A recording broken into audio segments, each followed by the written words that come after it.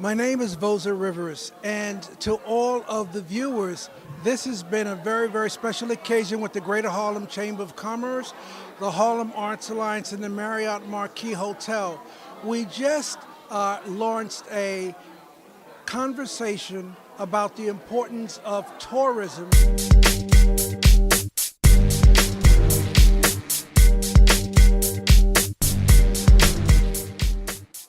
Conversation about the importance of tourism to the city of New York and also specifically to Harlem.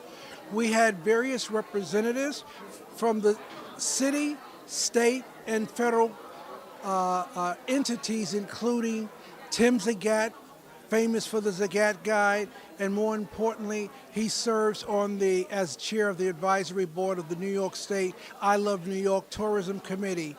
George Fertitta, President and CEO of NYC and Company, the marketing arm of New York City to the world. And in addition to that, we gave a very special award to Kate Levin, the current Commissioner of the Department of Cultural Affairs, to tell Kate, thank you for the support that the city has received from the Department of Cultural Affairs.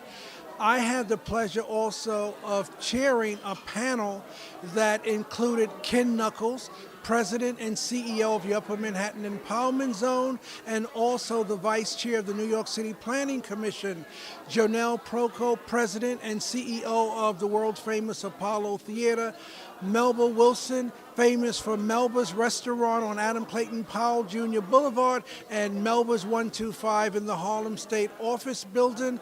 And then lastly, Mary Wittenberg, President and CEO of the New York Roadrunners. All of the panelists provided introspection, context about what they do, what their respective organizations do, how they assist the greater economy of New York City, then more specifically, how they impact and give back to the communities of the Bronx, Brooklyn, Queens, in Staten Island, and of course Manhattan. So to all of the 200 plus attendees this evening, we had a wonderful exchange of information by experts in the field of tourism.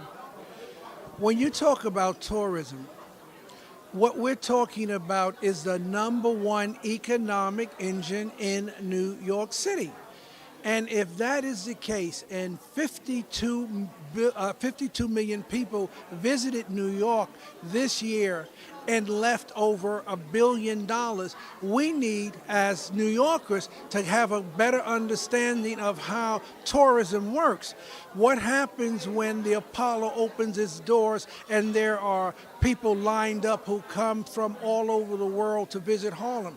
Then the next night there's the Apollo Amateur Hour, and people from the community, they're there in standing room only.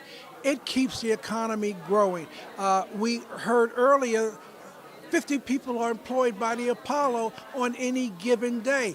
But when there are special events, they can have as many as 250 employees. That helps the economy. Those dollars are spent in our communities, and it multiplies fivefold. So what is important to all New Yorkers to understand, if the #1 economy in New York is tourism, we better be in the game. Thank you.